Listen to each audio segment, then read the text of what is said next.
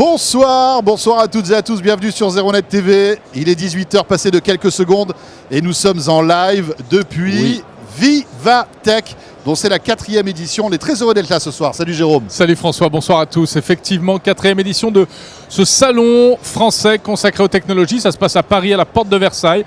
C'est un petit peu notre CES à nous, alors bien sûr un peu plus modeste, un peu plus tourné vers les grandes entreprises, pas forcément de la technologie, mais en tout cas on parle beaucoup d'innovation. On parle d'innovation, énormément de start-up françaises sont présentes. Certains géants de l'internet américain sont là aussi, hein, Google, Facebook et beaucoup d'autres. Amazon aussi, vous voyez, c'est un grand salon qui s'étale sur 2 grands halls avec beaucoup de monde. Voilà, on est très heureux d'être là et sachez qu'on va parler évidemment de ce salon durant ce Zéro en live tout à l'heure avec pas mal d'innovations. Mais pour débuter, Jérôme, on va parler de quoi dans un instant? Eh bien, l'une des tendances à Vivatech, c'est assez incroyable parce que c'est très futuriste. Ce sont les véhicules volants du futur. Donc on va parler voitures volantes et hélicoptères électriques, rien que ça. On évoquera encore une fois les transports avec la RATP qui est présente ici. Alors vous dites, mais que fait la RATP à Vivatech? Eh bien on leur posera la question surtout, mais vous verrez qu'ils ont pas mal de projets concernant des navettes autonomes et même, pourquoi pas, des moyens de transport volant. Jérôme, on rejoint ce que tu disais il y a un instant. Volant et roulant autonome comme on le voit actuellement. Alors comme c'est Vivatech, un salon où on parle de tech, eh bien nous avons lâché Jordan Cosino dans les allées. Et il nous a rapporté tout un tas de choses insolites. Vous savez qu'il a un esprit un peu mal tourné. Ouais, donc on découvrira ça avec vous tout à l'heure. La sélection Vivatech de Jordan, j'ai un peu peur. Je pense que les organisateurs vont nous mettre dehors après, mais enfin bon, on verra bien. Et puis on terminera avec, non pas évidemment, mais Nicolas sera là aussi, bien sûr. Bien sûr. Nicolas Lelouch qui sera avec nous. D'ailleurs, il sera avant Jordan en réalité. Tout à fait. Et Nicolas qui viendra nous parler d'un smartphone star, on va le dire. C'est le smartphone du moment. C'est le nouveau OnePlus. C'est le 7 Pro.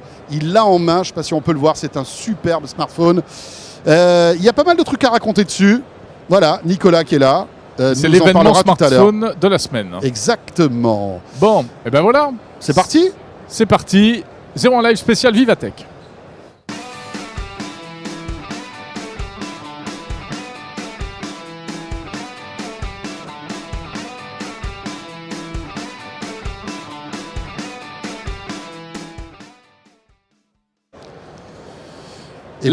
Oui, bien sûr, Jérôme.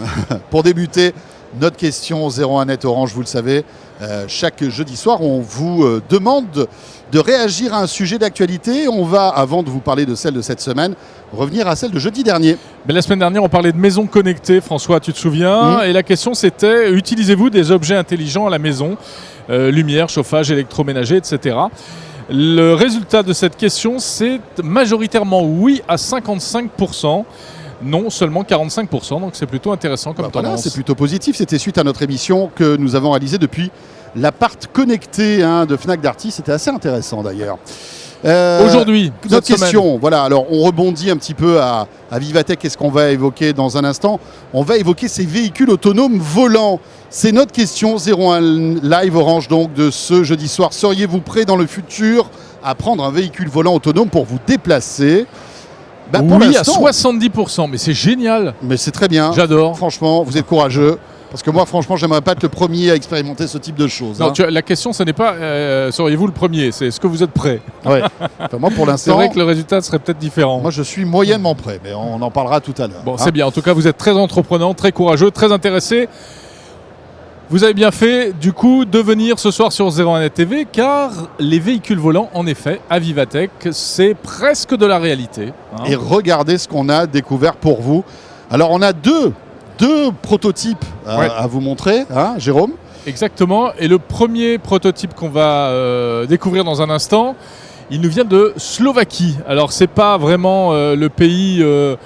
où on s'attend à voir des choses comme ça. Voilà, je pense qu'on va le voir, le Aéromobile. Jean-David est en train de retrouver les images. Aéromobile, en fait, c'est un véhicule... J'ai l'impression que Jean-David est arrivé en fait en aéromobile et je pense que l'atterrissage s'est mal passé. Ah non, c'est bon, ça marche. Tout va bien Jean-David? Ça va? Nickel. Merci d'être venu en tout cas. C'était sympa. Voilà, donc ça c'est une vidéo un peu conceptuelle, c'est pas du réel.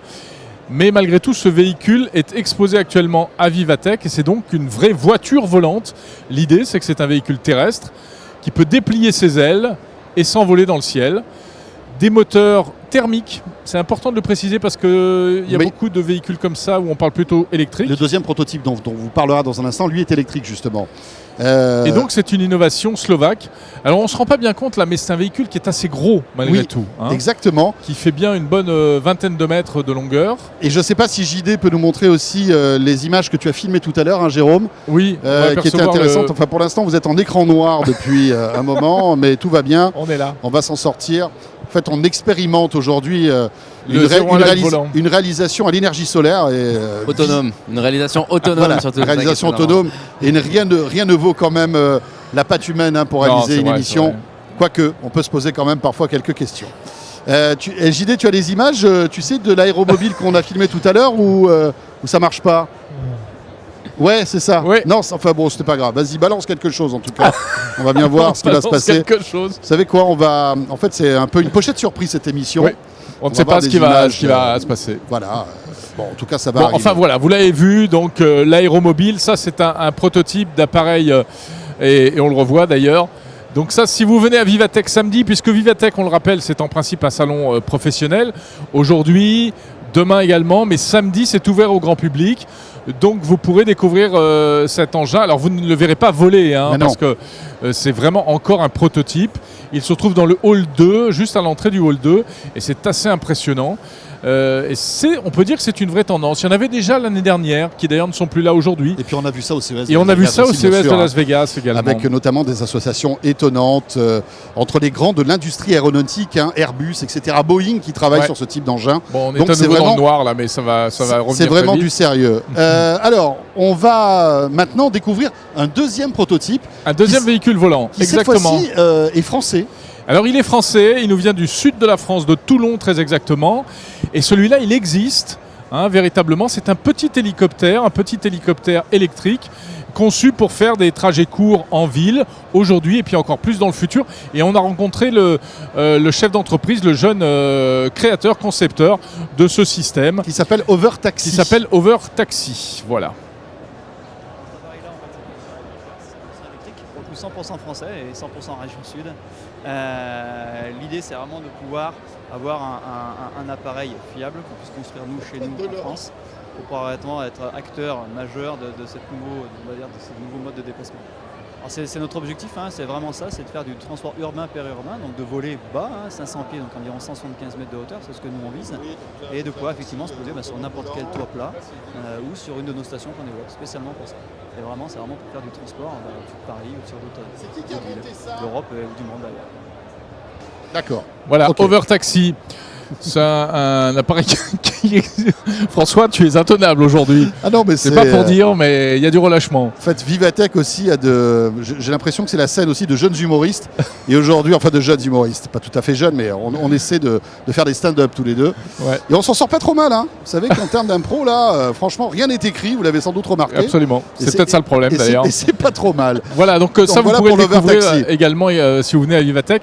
Ce petit joujou, je ne sais pas s'il le dit le monsieur, mais ça coûte quand même. Alors on est sur du 250 000 €. Bon, ça va. Mais c'est pour commencer, on comprend bien que c'est une vraie tendance. Et un jour, peut-être ça au-dessus de nos têtes dans les villes. Très bien. On va reparler de ces transports autonomes dans quelques instants avec notre invité, le patron de l'innovation à la RATP, Jérôme. Oui, mais d'abord, on va en venir au gros sujet actu smartphone du moment. On vous l'a dit, c'est le OnePlus 7 présenté cette semaine et on voit ça tout de suite avec Nicolas Lelouch. Tout de suite ou on met un jingle? JD, tu nous dis. On y va? Bon alors. Allons-y, bonsoir. Ça va Nico? Ça va et vous? Bienvenue en enfer. Merci, c'est vrai que ce salon, il y a beaucoup de bruit, il y a beaucoup de stress. On voit, tout le monde courir de partout. Attention, ne fais pas comme ça quand tu parles. Je sais, je vais faire attention. Rester en face, tu le sais très bien. Alors Nicolas, tu es venu avec la star de la semaine. Je dis la star de la semaine parce qu'en ce moment, toutes les semaines, il y a un smartphone star. C'est vrai, la semaine prochaine, on se retrouvera très certainement ici pour parler du Honor 20 qui sera annoncé mardi prochain. Exactement. En effet, tu as raison de le dire, on est sur un mois de mai très agité. Un mois de juin qui risque aussi de l'être et donc il y a énormément d'annonces, mais c'est vrai que quand même celle-là elle est très importante puisque voilà, OnePlus c'est la marque geek par référence, c'est une marque qui a su prouver dans le passé pourquoi elle était au-dessus des autres sur beaucoup de points. Donc on attendait ce produit avec beaucoup d'impatience, surtout qu'il marque une évolution très importante dans la stratégie de la marque. Alors, OnePlus est toujours un événement. C'est une marque qui rassemble une communauté de fans incroyable. Marque chinoise. Qui avait, chinoise, qui avait un pitch au départ, c'était le meilleur rapport qualité-prix, un peu comme Xiaomi. Visiblement, avec ce type de produit, on s'en éloigne un peu, non ? C'est ça, c'est ce que j'appelle justement un changement de stratégie. C'est que OnePlus, c'est une marque qui a commencé avec des smartphones ultra haut de gamme, non, mais qui étaient des flagship killers, comme on les appelait. C'est-à-dire qu'ils se concentraient sur l'essentiel. Ils ont enlevé les petites fonctions que la marque jugeait inutiles, comme le haut-parleur stéréo, comme par exemple la recharge sans fil, et ils essayaient de faire juste des smartphones super puissants avec des beaux écrans. Et là, en fait, avec cet appareil, OnePlus change de stratégie, et ce qu'il nous dit, c'est aujourd'hui, il y a Apple, Samsung et Huawei, et on veut qu'il y ait OnePlus en 4e. Donc, avec ce téléphone qui est le OnePlus 7 Pro, eh bien, on monte en gamme. On a un écran AMOLED incurvé sur les côtés. C'est le premier au monde avec un rafraîchissement de 90 Hz. Alors, stop. C'est quoi le rafraîchissement de 90 Hz ? Alors en plus j'ai dit une bêtise, c'est pas le premier au monde, c'est techniquement le 3e, 4e, puisqu'il y a eu des smartphones gaming qui étaient... Des smartphones gaming, ça y est, le Asus ROG Phone à 90, le Razer Phone à 120, mais en tout cas c'est le premier smartphone mainstream à 90 Hz. Qu'est-ce que c'est ? En gros, un écran de téléphone normal affiche 60 images par seconde. Votre œil peut en voir environ une vingtaine, donc vous ne pouvez pas voir les 60. Celui-là, il en affiche 90 d'images par seconde. Donc même si vous ne voyez pas ces 90 images, si je vais sur un réseau social comme Instagram par exemple, et que je défile, eh bien mon œil, il va se rendre compte de certaines choses mon œil va se rendre compte que tout est un petit peu plus lent, je vais voir plus d'images, je vais voir mieux le texte. Il y a plus de fluidité. Exactement, il y a plus de fluidité visuelle et c'est pas juste une impression parce que c'est réellement le cas d'un point de vue technique. Et Apple avait fait déjà ça avec les iPad Pro mais pas encore avec les iPhones. Et c'est vraiment quelque chose, quand on l'a essayé, c'est compliqué de revenir en arrière. C'est-à-dire que je suis sur le OnePlus depuis quelques jours et là quand je reprends un Galaxy S10 ou un Huawei P30 Pro, je vois que l'écran est plus lent. Et c'est ça qui est un peu s'habitue à cette... Alors moi je veux bien vous parler de trucs de rafraîchissement là. Le truc rafraîchissement. Voilà, rafraîchissement. Mais vous parlez pas de l'essentiel, donc c'est un appareil photo. C'est un appareil photo. C'est un smartphone. C'est un appareil photo aussi. Qui n'a plus d'appareil photo en façade. C'est un smartphone qui n'a plus d'appareil photo en façade. Voilà. On va c'est le seul smartphone haut de gamme où on ne peut plus faire de selfie en fait. On peut faire des selfies. Et comment on fait, Nico ? Eh bien, quand nous sommes dans l'application appareil photo et que nous activons le bouton selfie, regardez, alors on l'a aperçu en fait tout à l'heure. Et d'ailleurs c'est assez impressionnant puisque ça fonctionne aussi très bien au niveau de la reconnaissance faciale et je suis le premier surpris. C'est-à-dire que ça fait pas mal de semaines quand on commentait les rumeurs autour du OnePlus 7 Pro qu'on disait que la reconnaissance faciale de OnePlus était morte avec cette techno. Non, c'est vraiment très rapide. Je vais essayer de faire une petite démo en live ici. Allez, ça s'ouvre, je le mets comme ça, c'est fermé. C'est pas plus compliqué que ça. Donc on va le refaire. Voilà. Donc du coup, au final, est-ce qu'on perd de la rapidité ? Un petit peu, mais pas tant que ça. Surtout qu'on a un bon capteur d'empreinte digitale d'image et au moins on a qui marche très bien. On a un écran impressionnant qui est surface. C'est aussi le premier pour OnePlus Quad HD. Jusqu'à maintenant, ils étaient restés sur le Full HD justement pour les soucis d'économie. Et donc c'est vraiment un très bon appareil. À l'intérieur, Snapdragon 855, 6, 8 ou 12 Go de RAM, 128 ou 256 Go de stockage, une batterie de 4000 mAh. Donc on a le top du top. Il manque que la recharge sans fil. Mais qu'est-ce qui se passe ? Il n'y a pas de recharge par induction ? Non, il n'y a pas de recharge par induction parce que OnePlus juge ça inutile. Eux privilégient ce qu'ils appellent la recharge ultra rapide, la Warp Charge, qui, vous savez, on a vu ça avec Oppo qui recharge le téléphone en une demi-heure par exemple. Là, on est un peu déçu parce qu'il faut à peu près 1h20 pour recharger le téléphone. Donc c'est pas de la recharge ultra rapide, vraiment rapide, c'est juste une recharge rapide améliorée. Mais c'est bizarre qu'ils fassent l'impasse sur la recharge par induction. Mais enfin bon, bref, c'est comme ça. Deux modèles. Oui, 2 modèles, voire 3. Même il y a un modèle 5G qui ne sera pas disponible en France parce qu'on n'a pas de réseau 5G. C'est une très bonne raison pour ne pas le rendre disponible. Il y a un OnePlus 7 normal qui est une petite évolution du OnePlus 6T qui arrivera début juin. Donc il a des haut-parleurs stéréo, un meilleur processeur, tout ça. Et lui, ça va coûter aux alentours de 549 €, je crois. Donc c'est le même prix qu'auparavant. Et le OnePlus 7 Pro, c'est une grosse augmentation de prix pour la marque. C'est à partir de 709 €. Ça monte jusqu'à 829 €. Il n'avait jamais eu de smartphone à ce prix-là ? Chez OnePlus, non, c'était limité aux 600 maximum. Par contre, c'est vrai qu'on parlait tout à l'heure du fait que OnePlus est connu pour un excellent rapport qualité-prix. Soyons honnêtes, ils augmentent les prix. Donc logiquement, ils se font titiller, on se moque un petit peu de là-dessus et on fait remarquer que les prix sont plus hauts. À 709 €, vous n'avez pas beaucoup de smartphones sur le marché avec un écran Quad HD, avec un taux de rafraîchissement 90, avec une bonne batterie, de super performance. Donc ça reste un tueur d'un point de vue rapport qualité-prix. Bonne affaire. C'est une belle affaire. Et il est disponible depuis peu. Il est Non, il disponible arrive. à la commande et ça va commencer début de semaine prochaine, les livraisons et voilà. Test à venir très vite sur Test à venir 0net.com. semaine prochaine. En fait, on attend, pour être tout à fait honnête avec vous, il y a un trip module caméra à l'arrière, on l'a pas mentionné, avec grand angle, ultra grand angle et zoom x3. Ouais. Et cet appareil photo n'est pas prêt à l'heure actuelle, c'est-à-dire qu'il n'y a pas de mise à jour finale. Ah, d'accord. Donc là, il est mauvais. Donc il y a beaucoup de tests qui sont sortis sur internet, sur d'autres sites, mais il dit justement que la partie photo n'a pas pu être testée C'est en bon détail. signe, au moins ça prouve que c'est pas un modèle boosté C'est ça. spécialement Au conçu moins, pour c'est les pas un journalistes. modèle boosté. Donc ce qu'on fait, c'est que nous on attend d'avoir la mise à jour de l'appareil photo pour faire le test entier. Donc je pense fin de semaine prochaine, on vous donne rendez-vous pour une vidéo sur la chaîne YouTube de 01net et le test complet sur 01net.com. Très bien, merci beaucoup Nico. Merci à vous. Merci et, beaucoup bon salon. Nicolas. Bah écoute, souhaite-nous déjà bon live. Bon live en effet. J'espère que tout va c'est bien vrai. se passer d'ici la fin. Je pense, bon, ça va, on est bien. Ouais. On est... Bah enfin, on t'oublies est que bien. tout à l'heure il y aura Jordan quand même, donc là on sait pas Ça trop ce c'est qui va un se passer. problème. Ah, Moi ça, je me c'est un problème, méfie. t'es d'accord. Généralement d'ailleurs j'ai demandé de ne plus être en même temps que lui sur le plateau et je suis content que vous ayez tenu cette condition. D'accord. Merci Nico. Merci à vous. On poursuit ce 01 Live. On va revenir évidemment sur Vivatech avec eh bien, 2 exemples de ce qu'on peut trouver ici, Jérôme. Hein. Tout de suite, on va vous parler de ce véhicule étrange qui est derrière moi. Bon, vous ne le voyez pas, voilà. Oui, il est là, regardez. C'est assez étonnant. Et puis, nous recevons le directeur de l'innovation de la RATP qui va nous passer en revue un certain nombre d'innovations. Reste avec nous, c'est tout de suite. Nico, tu pourras repartir avec ça à la Avec rédac ça si tu veux, c'est pas Allez, très loin. Bon, bah, j'y vais. Allez. Super. Merci. À tout de suite.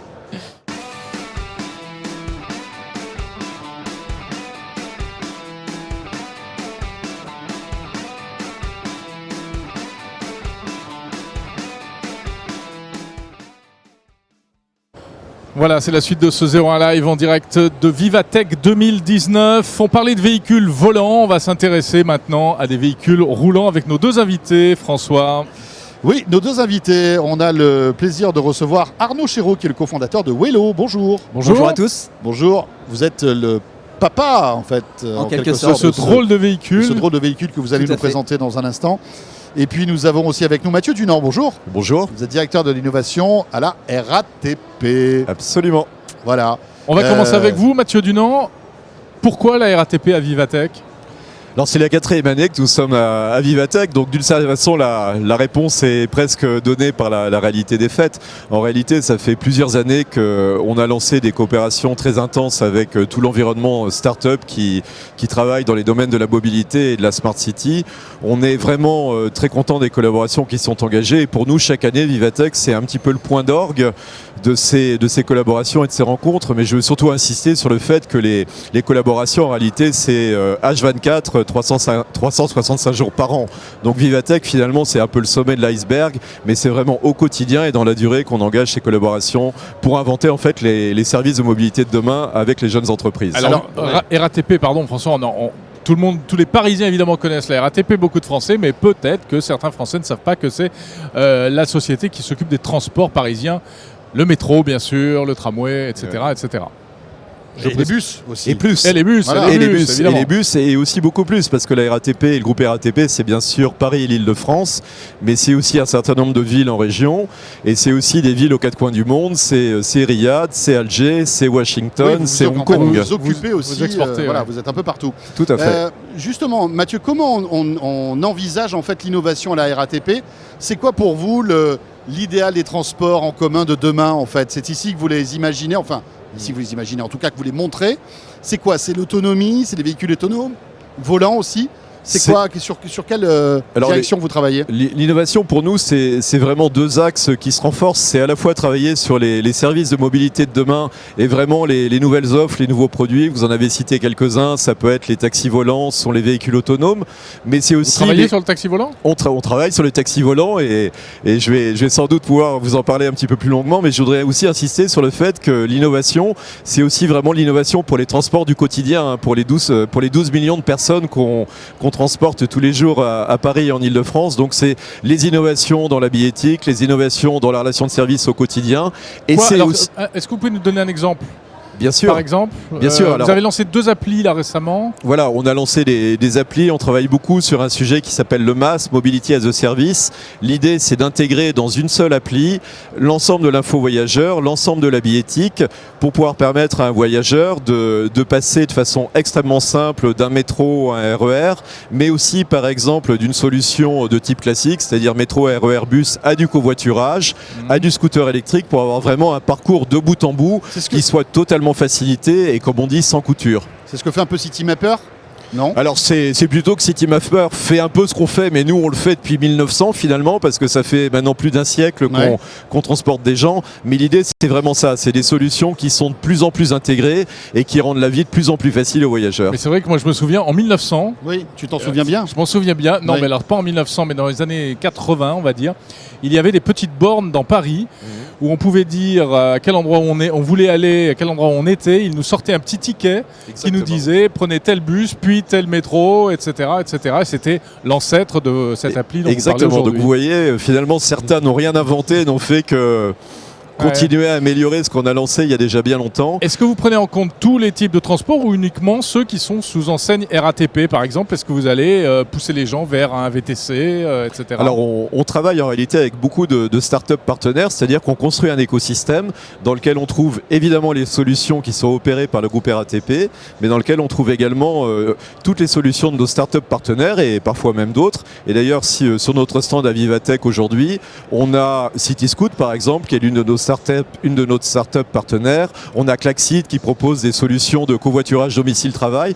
Donc c'est vraiment bien tout un écosystème qu'on construit et on cherche vraiment à élargir l'ensemble de nos offres en s'appuyant sur toutes ces solutions qu'on peut repérer. Et le fait de travailler avec des startups, c'est aussi très intéressant parce qu'évidemment, il y a une forme d'agilité qui est liée à la jeunesse de ces entreprises qu'on a parfois. Ça doit vous faire tout drôle un peu, non? L'agilité des startups. Ça nous fait beaucoup de bien et je pense qu'on se fait du bien mutuellement, si je puis dire, parce que évidemment, ils nous apportent de l'agilité, ils nous apportent de la disruption et nous on leur apporte une capacité de passer à l'échelle et puis évidemment tout l'historique et tous les actifs qu'on a pour être opérateur depuis tellement longtemps avec quand même aussi beaucoup d'innovations qui sont éprouvées. Bah écoutez, on vous présente une start-up que vous connaissez peut-être pas, il s'agit de Wello. On s'était déjà croisés. Voilà, on s'était déjà croisés, donc on avait bien fait notre travail l'un et l'autre.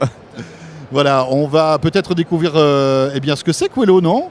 Après, on reviendra sur ces moyens de transport du futur que vous allez nous présenter. Mais donc, alors, présentez-nous un peu. Alors, Wello qui a conçu cet engin qui est un triporteur. Exactement. Alors, c'est le travail, c'est le fruit de toute une équipe qui a développé ce produit à La Réunion, à 10 000 km du territoire hexagonal. Ça a été conçu entièrement à La Réunion. Exactement. Et c'est fabriqué à La Réunion. Et c'est fabriqué pour l'instant à La Réunion. Pas encore, mais bon, pourquoi pas. Un jour, peut-être. Ouais. D'accord, donc un triporteur conçu à La Réunion qui sert à quoi? Enfin, d'abord, comment fonctionne-t-il? Alors, étant donné qu'on est à La Réunion, c'est comme si on avait des litres de pétrole qui tombaient du ciel tous les jours. Oui, ça va. Ouais, ne venez pas nous énerver avec votre soleil. En toiture. Voilà, pour les utiliser, on a mis des panneaux solaires. En ce moment à Paris, ça marcherait bien aussi, un beau soleil. Je pense que pendant la période estivale, ça marchera bien. Oui, hier, pour venir sur le salon, ça a très bien marché. Avec tout le matériel. Donc panneaux solaires sur le toit.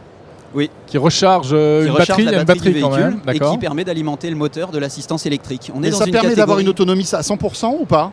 Alors à La Réunion, ça permet d'avoir une autonomie à 100%.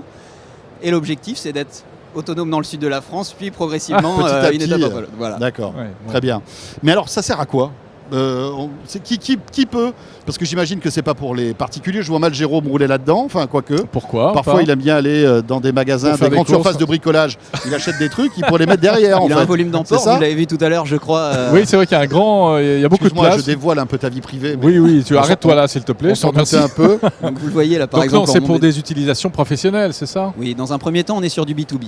En fait, on a essayé de prendre le meilleur de deux mondes, celui du vélo et de la voiture. L'aspect pratique, agilité, coût faible, économique et environnemental du vélo, et l'aspect protection aux intempéries de la voiture, capacité d'emport de la voiture et confort de déplacement.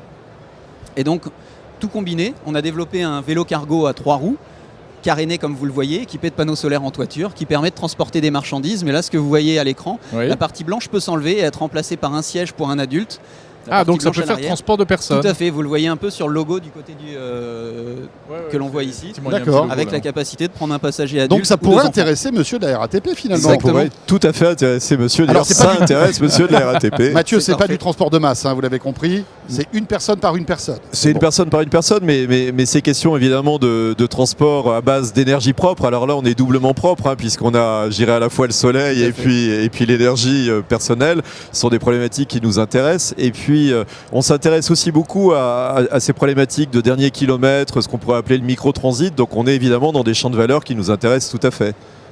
Très bien. Alors, ça sort quand? C'est déjà disponible? C'est déjà sorti. À La Réunion, il y a un facteur qui l'utilise tous les jours pour livrer le courrier. Il y a des gens d'EDF pour se déplacer sur un des grands sites industriels. Vous parliez des cas d'usage. On a ça typiquement, des grands sites. Là, le ministère, la semaine dernière, de l'Intérieur, une branche du ministère nous a passé une commande pour un de ces grands sites du sud parisien. D'accord. Donc oui, pour la livraison, c'est l'outil idéal. Oui, pour se déplacer sur un site, la livraison, déplacer du matériel d'un pôle à l'autre. Les collectivités pour déplacer leurs salariés et on a également effectivement tous les aspects de livraison des derniers kilomètres qui sont des vrais enjeux aujourd'hui. Alors c'est très sympa votre truc, mais il faut pédaler. Oui. Moi je préfère les véhicules qui roulent tout seuls et si possible qu'on n'a même pas à conduire soi-même. Et alors il y a déjà des véhicules autonomes en fait à la RATP. Hein. La ligne 14 par exemple, il n'y a pas de chauffeur. Alors la ligne 14 en effet, on a été métro ça. On a été oui, mais bon. Non mais on a été en effet les premiers au monde et ça fait plus de 20 ans maintenant à d'abord concevoir et ensuite mettre en service une ligne entièrement automatique de métro à grand gabarit. Et à l'époque, ça fait 20 ans, c'était la première fois dans le monde qu'on ouvrait une telle ligne. Donc en effet, ces questions d'autonomie, on les connaît bien. Alors c'est quoi l'étape prochaine en matière d'autonomie des véhicules à la RATP ? Alors l'étape prochaine, c'est travailler sur les concepts de navettes autonomes routières et on a annoncé également hier un partenariat avec le groupe Airbus pour commencer à explorer la faisabilité de systèmes à base de ce qu'on pourrait appeler des taxis volants. Et pourquoi on fait ça? Alors évidemment, il ne s'agit absolument pas de remplacer les modes traditionnels existants qui rendent des services qui sont aujourd'hui de toute façon inégalables. On n'aura jamais la même puissance pour, encore une fois, transporter 12 millions de voyageurs par jour en Ile-de-France sans le RER et sans le métro, mais l'idée c'est plutôt de venir compléter en quelque sorte nos offres existantes avec des nouveaux types de services. Et le véhicule autonome par exemple, c'est la solution, je dirais, très adaptée pour par exemple desservir ce qu'on appelle les zones périurbaines et notamment pour vous permettre par exemple d'aller prendre votre RER sans utiliser la voiture pour faire les 2 ou 3 km qui en réalité vous séparent de la gare. Mais donc plutôt des véhicules autonomes type navette, c'est-à-dire qui transportent plusieurs personnes, pas une seule personne. Alors nous, l'autosolisme, on est vraiment, on est un transporteur, je dirais, de transport collectif. Voilà, collectif. On s'adresse vraiment à tout le monde. Donc l'autosolisme, c'est pas trop notre truc. C'est pas votre truc. Ce qu'on aperçoit, ce qu'on voit à l'image là, c'est la navette qui est en service à Paris, je crois. Voilà, c'est la navette qui est en service en coopération avec Île-de-France Mobilité et la ville de Paris au Bois de Vincennes. Et c'est un service qui maintenant est en place depuis 18 mois, donc qui s'est vraiment installé dans la durée. On a déjà transporté plus de 40 000 voyageurs. Et en gros, si vous voulez vous rendre au Bois de Vincennes, vous prenez le métro jusqu'à Château de Vincennes et votre navette vous attend, elle vous amène au Parc Floral, elle vous amène au Fort Neuf et vous avez un mode doux, parfaitement écologique qui vous permet de traverser le Bois de Vincennes. Super. Tout à l'heure, vous avez évoqué donc ces moyens de transport volants. Mais comment la RATP peut s'accaparer ça pour en faire quoi ? Qu'est-ce que vous imaginez comme scénario avec ce type d'hélicoptère volant qu'on a vu tout à l'heure? Alors on en est encore à des études préliminaires, hein, mais on croit vraiment que ce type de développement très innovant a vraiment toute sa place dans la ville de demain. Et pour nous, l'idée, c'est vraiment de travailler pas sur la réalisation des appareils eux-mêmes, parce que si on travaille avec Airbus, c'est évidemment parce qu'on s'est associé avec sans doute le meilleur industriel mondial en la matière. Notre spécialité à nous, c'est plutôt de travailler sur l'intégration urbaine de ce type de service, un petit peu de la façon dont on l'a fait quand on a travaillé sur les bus électriques. La difficulté et vraiment l'enjeu à relever, c'est comment est-ce que demain on va pouvoir imaginer par exemple des vertiports en ville, c'est-à-dire des zones de décollage ou d'atterrissage pour ces ces véhicules, pour ces taxis volants, qui soient évidemment respectueux de l'environnement, qui soient respectueux en termes de nuisances sonores, et surtout qui permettent de la vraie mobilité articulée, c'est-à-dire passer aisément par exemple du RER à une solution de ce type, dans une logique, encore une fois, que j'évoquais tout à l'heure, qui est celle d'une excellente intégration de toutes les solutions de mobilité. Est-ce que ce type d'engin sera réservé à une clientèle VIP très, très riche? Non, c'est... Ou bien vous imaginez vraiment que ça puisse devenir un moyen de transport pour tout le monde? On pense que ça peut devenir un moyen de transport, et en tout cas c'est dans cette direction qu'on travaille, un moyen de transport accessible au plus grand nombre. Ce ne sera pas forcément le moyen de transport de tous les jours. Par exemple, moi ce matin pour venir à Vivatech, j'ai pris le métro, sans doute comme vous, en tout cas j'espère, et comme beaucoup d'entre nous. Par contre, ça peut être le moyen de transport que vous utilisez 1 ou 2 fois par mois pour vous rendre à un aéroport, parce que par exemple vous recevez chez vous des amis qui viennent de régions ou de l'étranger, que vous avez envie de leur montrer Paris d'une façon différente, ou vous avez envie, par exemple, si un jour vous êtes pressé, de vous rendre rapidement dans un centre d'affaires en survolant en quelque sorte la ville. Véhicules d'urgence. Ça pourrait arriver dans combien de temps, ça? L'horizon de temps raisonnable, c'est environ 5 ans. Les prototypes existent, et encore une fois, les très grands industriels travaillent de façon très, très ardente sur le sujet, à commencer par Airbus. Les enjeux que nous avons à relever, c'est vraiment faire en sorte qu'on puisse avoir une intégration extrêmement douce dans la ville de ce type de service, et puis bien entendu construire les scénarios de service qui ont du sens pour les voyageurs. Mathieu, juste une dernière petite question. L'innovation, c'est aussi l'environnement. Oui. Et je pense que la RATP peut faire des efforts là-dessus, parce que vos bus ne roulent pas tous au gaz. Il n'y en a pas beaucoup à l'électrique. Enfin, dans mon quartier, il y en a un qui est électrique, mais il n'y en a pas beaucoup. Comment régler ce problème et est-ce qu'on peut le régler? Alors là, je me permets de réagir à ce que vous dites. On a été l'un des premiers opérateurs mondiaux, et en tout cas le premier en Europe à s'engager dans la transition énergétique de notre flotte de bus. On est l'opérateur d'une des plus grandes flottes de bus en Europe, avec 4700 bus. Depuis maintenant plus de 10 ans, vous avez des bus qui roulent au biogaz. Depuis plus de 5 ans, vous avez des bus électriques qui circulent et qui sont testés. Et on a un programme très ambitieux qui a été encore amplifié et confirmé bien entendu par notre présidente, et qui consiste d'ici à 2024 à avoir réalisé la totalité de la transition énergétique de nos bus. Et d'ailleurs, ça me permet de rebondir sur l'innovation, parce que si on est capable de faire ça aujourd'hui, et si on est parmi les premiers au monde à être capable de faire ça, c'est parce qu'on avait identifié les enjeux de la transition énergétique depuis évidemment bien des années, et qu'on a pris les devants en quelque sorte. Oui, que vous étiez précurseur. On a été précurseur, et on a été précurseur parce qu'on a pris conscience du sujet, et aussi parce que la position de leadership qu'on exerce dans la profession nous a aussi permis de travailler avec les industriels pour que ceux-ci développent les bonnes solutions. Parfait. Très bien. Merci beaucoup. Merci messieurs. Longue vie à Wello. Merci. Vous voulez ajouter un mot? Non, juste pour dire que nous on considère que des solutions toujours plus légères, moins énergivores, auront la primeur d'un point de vue environnemental, et c'est important. Mais bien sûr, bien sûr. Quand on voit les livraisons, le dernier kilomètre notamment, ça a du sens. Merci beaucoup à tous les deux, et on va terminer ce 01 Live avec Jordan Cossino qui est là et qui va nous faire sa petite sélection de Vivatech. À tout de suite. Merci à vous.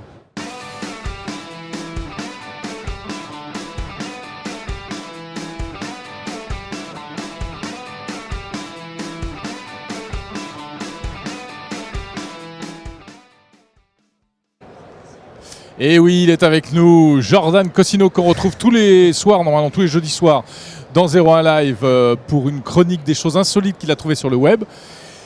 Jordan, là, c'est dans les allées de Vivatech que tu t'es promené. Bah ouais, je me suis un peu baladé au début avec toi, Jérôme, on s'est croisés aux alentours d'un stand.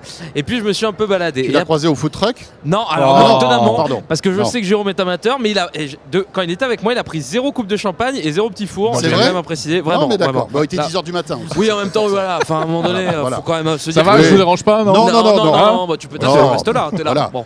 D'accord. Très C'est sympa ce petit truc. de se faire vanner en direct, ça change un peu, c'est bien. Non, c'est vrai ou pas? Au moins là, on coupe. On sait qu'au moins là, on tout peut est pas là. couper. Tout est là, même si d'habitude on coupe rien non plus. Non, oui, très sympa ce petit truc. Oui, c'est très cool ce triporteur solaire. Moi, je vais vous parler de 3 choses que j'ai vues dans le salon. J'ai fait un petit tour du salon. Je n'ai pas tout vu parce que c'est très très grand. On va pas se mentir, c'est très grand. Si vous venez, vous, à Vivatech. 56 000 m² Vivatech. Voilà, 56 000 m². Tu vas acheter, c'est un cinquième du CES. Oui, ça reste un cinquième du CES. Moi qui n'ai pas fait le CES, c'est déjà très grand. Et c'est ouvert au grand public samedi. Samedi, voilà, samedi, c'est une journée grand public. Et même en un jour, je pense que c'est pas possible de tout voir. Il y a beaucoup de trucs. Dans ce que j'ai vu, je vous ai sélectionné 3 choses, à commencer par le stand LVMH, donc qui a un immense stand où il y a plein de petites choses, et je vous ai pris 2 produits que j'ai trouvé sympas. Donc LVMH, le luxe. Hein, LVMH, oui, Louis voilà, Vuitton, il y a Mouette, il y a plein de exactement. c'est une grosse boîte qui appartient à Bernard Arnault d'ailleurs. Pour le premier produit, on est parti sur un sac qui a été annoncé un peu plus tôt cette semaine par Louis Vuitton, qui est un sac, donc comme vous pouvez voir, avec un écran, mais pas n'importe quel écran. Il y a même 2 écrans là. Oui, il y a même 2 écrans. C'est des écrans Royal. Et si vous vous rappelez pas, Royal, c'était une boîte que vous avez dont vous avez sûrement entendu parler au CES. On en avait parlé ici parce qu'ils avaient foutu des écrans pliables, surtout sur des chapeaux, des t-shirts, des enceintes. Foutu. Oui, ils en avaient foutu, on peut le dire. À ce niveau-là, là, tu les fous, tu les vends. Ouais. Tu vois, t'essaies d'en mettre de partout. Et ils ont trouvé preneur avec Louis Vuitton qui a voulu faire quelque chose. On voit aussi sur le stand, il y a des chaussures avec des LED. Il y a eu beaucoup de trucs. Hein. Tu sens qu'ils sont un peu lâchés. Le sac Louis Vuitton avec. Le sac Louis Vuitton. Alors, là, en boîte qui change de couleur. C'est un carnage là. Ça, voilà. Ça, je me suis dit en termes de bling bling, il n'y a pas mieux. Et C'est-à-dire puis, que tu as un sac avec tes LED, ça te flash. Au cas où, tu vois, t'as pas envie de te faire voler ton sac, tu prends pas ce truc-là. Parce que là, franchement, là, si tu veux pas être remarqué, là, c'est foutu. C'est foutu. Mort. Mais donc, t'as une petite appli par compagnon avec laquelle tu peux. Bien sûr. Non, mais le concept est intéressant, c'est-à-dire que c'est de la toile qui va devenir peut-être un jour vraiment personnalisable. Oui, après, est-ce que vraiment on a envie de se balader avec ça ? Je sais pas. Alors toi, je te vois pas avec, non. C'est comme les chaussures lumineuses. Je pense que ça me va pas. Hein. Non, ça te va pas. Mais toi, tu as un style beaucoup plus sobre. Mais alors, attends, Exactement. juste une question. Peut-être que vous n'avez pas la réponse, mais Dis-moi. ça, c'est quoi? C'est des protos simplement pour faire beau sur un stand ou est-ce que ça va sortir? Alors ça, c'est une présentation qui a été faite donc à New York en début de semaine par Louis Vuitton en présentant une collection qui s'appelle Croisière 2020. Et pour l'instant, c'est plus une démo technique. C'est un peu des proof of concept. Oui, voilà. C'est plus une démo technique pour Vuitton et pour Royal pour dire voilà ce qu'on peut faire. Parce que à ça, faut bien se dire qu'il y a quand même une autonomie. Parce que ton écran, il tourne. C'est vrai, le sac, il faut le recharger tous les combien tu vois, dans le futur, s'il faut recharger ton sac, tes écouteurs, ton téléphone, tes chaussures, tes ta semelles montre, connectées, t'en finis plus quoi. Tes lunettes. À voir si l'autonomie est pas ridicule. Dans le futur, ils aimeraient pouvoir faire en sorte que tu puisses connecter ton smartphone. Si tu regardais Netflix, tu regardes Netflix sur ton sac Vuitton. Mais bon, dans le métro, t'imagines, t'as 15 personnes qui sont comme c'est ça. Ouais, je sais pas. Dans le RER, c'est encore mieux. J'avais pas pensé à ce use case. Donc à voir ce que ça peut proposer. Sur le stand LVMH, j'ai aussi vu un autre petit truc dont on va parler immédiatement. Alors là, c'est vraiment un produit. Vous savez, j'aime beaucoup les produits inutiles, mais celui-là est vraiment bien. Si on peut avoir 2-3 images, c'est la marque Chandon qui l'a fait. C'est une machine. Déjà, je sais pas si on a les images. Voilà. C'est une machine à cocktail. Mais pas n'importe quelle machine à cocktail. Tu vois, là, il y a le petit verre, la petite margarita qui est montée, à consommer avec modération évidemment. Et en fait, j'ai sélectionné un motif et la machine est en train de faire un motif sur mon cocktail. La classe. Et donc, regarde le résultat. J'ai sélectionné 2 petites fraises. Enfin, 2 framboises en l'occurrence, et ça me fait 2 framboises. Ça te dessine. Est-ce que c'est pas incroyable? C'est très incroyablement inutile. Ouais. Mais est-ce que c'est pas incroyable? Très élégant. Mais, écoute, tu sais, c'est la mode des cafés latte avec des trucs dessinés. Ça vient de ça. Et voilà, maintenant ça arrive sur les cocktails. Ils sont inspirés de ça et tu peux le faire donc sur des cafés. Le but c'est pas pour l'avoir chez soi. Non, c'est pour les soirées chic, pour des entreprises. Tu mets ton logo, etc. Moi, je voudrais bien un cocktail avec 0net TV écrit dessus. Tu sais quoi? On peut aller leur en demander. Je vais me débrouiller. Je vais essayer d'en faire un. Tu vois, au lieu d'avoir des fraises. Ah bah ouais, mais on peut demander un logo 01net TV. Le but c'est de pouvoir importer tes logos. Tu as un petit écran au-dessus de la machine qui te permet donc de mettre ce que tu veux. Ensuite, je vais faire un peu plus vite pour les deux produits suivants. Mentalista. Je sais pas si vous en avez entendu parler. Qu'est-ce que c'est que ça? Est-ce que vous avez déjà entendu parler de Mentalista? Non. C'est une boîte que j'avais déjà vue à la Paris Games Week et je les ai recroisés là et j'en avais pas parlé lors de la Paris Games Week et je m'en suis voulu parce que cette boîte c'est incroyable. C'est un concept, vous voyez à l'écran, 2 personnes, donc c'est un jeu, 2 personnes mettent un bandeau sur la tête, le bandeau est truffé de capteurs et le but du jeu, vous avez une petite balle au sol avec des cages et le but c'est par la force de votre pensée, et oui messieurs, par la force de votre pensée, de marquer des buts. Non. Alors, bon, je vais vous dire la vérité, très sincèrement, je l'ai essayé, j'ai pas l'impression que ça marche. J'ai l'impression que la balle part dans tous les sens et qu'on te fait croire que c'est toi qui le pousse par ta pensée, mais j'ai envie de croire que ça peut réellement fonctionner et que réellement, parce que je pense et que j'ai envie que la balle aille à droite, elle va à droite, même si j'y crois pas vraiment beaucoup.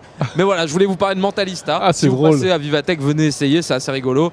Maintenant, tu peux pas, en réalité, tu peux pas vraiment savoir si ça marche ou pas. En fait, tu sais quoi, derrière, t'es un mec avec un mais tu sais qu'au truc début, qui télécommande la boule.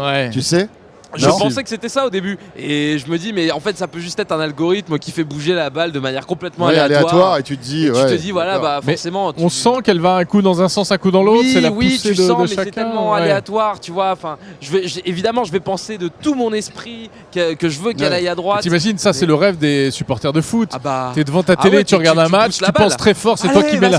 Ah ouais, j'aimerais bien. Et tu guides le ballon. Et donc voilà, mentaliste. Encore faudrait-il qu'ils arrivent à penser, les joueurs. Non. Non, arrête, c'est pas gentil. Oh, c'est pas gentil. Tu parlais du ballon. Mais non, il y a des joueurs de foot très intelligents. Mais bien sûr, oui. Non, mais alors là, franchement, une fois j'en ai connu un comme ça. J'ai dit ça, c'était pour rigoler, bien sûr. Bon, et pour finir, c'est une entreprise française encore. Ce coup-ci, je l'ai trouvé à Vivatech. Il faut savoir qu'il y a des petits coins spécialisés pour les régions. Tu as PACA, Corse, tout ça. On est pour expliquer aux gens qui sont jamais venus. Occitanie, exactement. Île-de-France, tout ça. Et là, j'ai été en Nouvelle-Aquitaine. Voilà, si c'est près de chez vous, bravo. Bordeaux. Bravo, vous avez été sélectionné par Jordan. Vous avez remporté le panier de fruits. Non, Nouvelle-Aquitaine. La fraise sur le cocktail. C'est ça. Et là, c'est une entreprise qui s'appelle Pollen. Et qu'est-ce que fait Pollen ? Bah, je vais te dire, ils font un robot. Et regarde, tout à l'heure, j'ai été jouer à ce robot, contre ce robot, dans un jeu de morpion endiablé. Et en fait, le robot a une intelligence artificielle et il paraît, j'ai pas fait 250 parties contre lui, mais il paraît que tu ne peux pas gagner contre ce robot, qu'il a une analyse des coups qui fait que c'est impossible de gagner contre lui. Donc j'ai fait 2 parties, bon, 2 fois il y a eu match nul. J'étais très concentré parce que je me suis dit, si les gens... T'as vu le monde qui est autour ? Match nul. Tu t'es bien débrouillé alors. Oui, voilà. Non mais attends, mais si personne n'a réussi à lui faire gagner contre lui... Il m'a pas battu, mais je ne l'ai pas battu non plus. Mais donc tu vois, bon, tu sens que c'est un peu artisanal, hein. Il pose des trucs un peu... Il a un peu de mal, mais... Non, mais c'est une belle prouesse en termes de programmation. C'est ça qu'il faut voir. Quand tu vois que maintenant il y a des robots qui arrivent à battre des énormes joueurs aux échecs, c'est prometteur. Tu peux te dire qu'en fait, prochainement, tu pourras complètement jouer contre un robot. Là, tu vois, de temps en temps, en plus, il était rigolo, c'est que parfois il me faisait des feintes. Tu vois, il choisissait de placer une pièce quelque part, mais en fait, il changeait au dernier moment. Non, c'est pas vrai. Si, regarde, on va peut-être le voir là. Regarde, tu vois, il cherche son chemin. Il me faisait des petites feintes, tu vois, donc pour me faire croire qu'il allait me laisser gagner, mais en fait, pas du tout. Et c'est rigolo parce que parfois la caméra se braque sur toi, elle te regarde, etc. Et je trouvais ça très sympa. J'imagine que c'est le morpion le plus cher au monde. Ah, alors, c'est étonnamment, j'ai pas parlé prix, ils ont pas parlé prix, j'ai pas abordé le sujet, je me suis dit mais là que c'est pas... plus une démo technologique. Imprimé en 3D, ça se voit. Ah ouais. Non, mais en tout cas, c'est très très sympa et voilà, c'est un petit truc un peu sympa qu'il y a. Il y en a plein d'autres. Qui est-ce qui fait ça, tu sais C'est une boîte qui s'appelle Pollen. D'accord. Voilà. Et le robot s'appelle Richie. L'activité principale, c'est la robotique. Dans la robotique en général. D'accord. Et vous avez plein de petites choses comme ça à Vivatech. Enfin, la chronique aurait pu durer des heures. Il y a vraiment, bien sûr. C'est vraiment, si vous avez l'opportunité d'y aller, allez-y. C'est très sympa comme salon. Vraiment. En tout cas, super. Merci pour ces coups d'œil, Jordan. Et donc voilà un petit tour. Merci beaucoup. Merci à vous. Jordan qui a fait le déplacement. On n'est pas très loin, mais il est venu malgré tout à Vivatech. Il y a 2 stations de tram. Super. Non, mais merci, c'est cool d'être venu en tout cas, Jordan. Merci de m'inviter. On va terminer avec notre question 01 Net Orange de ce jeudi soir. On vous demande depuis tout à l'heure, seriez-vous prêt dans le futur à prendre un véhicule volant pour vous déplacer. Voilà. Volant et autonome, attention, parce que c'est ça la particularité. Ah mais j'adore ce résultat, ça prouve que vraiment vous qui nous regardez, vous êtes d'abord vous croyez dans la technologie. Et vous êtes un peu téméraire. Et vous êtes téméraire, vous êtes aventurier, parfait. Oui à 72%, génial, continuez à voter, on fera le point la semaine prochaine. Et bien voilà, et c'est avec toutes ces belles paroles que se termine ce 0 live depuis Vivatech, Jérôme. Oui, écoutez, merci de nous avoir suivis, merci à Jean-David Duhart, merci à Laure Foulquier, et puis on se retrouve bien entendu la semaine prochaine. Voilà, on sera dans un environnement un peu plus tranquille la semaine prochaine. Voilà, et puis au passage, n'hésitez pas à vous abonner à la page YouTube de 01 Net TV. Voilà, ça serait bien qu'on arrive d'ici quelques semaines à franchir le cap des 500 000 abonnés. Ah ouais, si tu peux t'abonner, Jordan, ça serait pas mal. Avec plaisir, avec tous mes comptes. Voilà, tous tes comptes, tes copains aussi, enfin ta famille, tout le monde. Proches, les cousins éloignés aussi. Pas de soucis. N'hésitons pas, allez-y. Merci beaucoup, bonne soirée et on sera là la semaine prochaine. Salut à tous.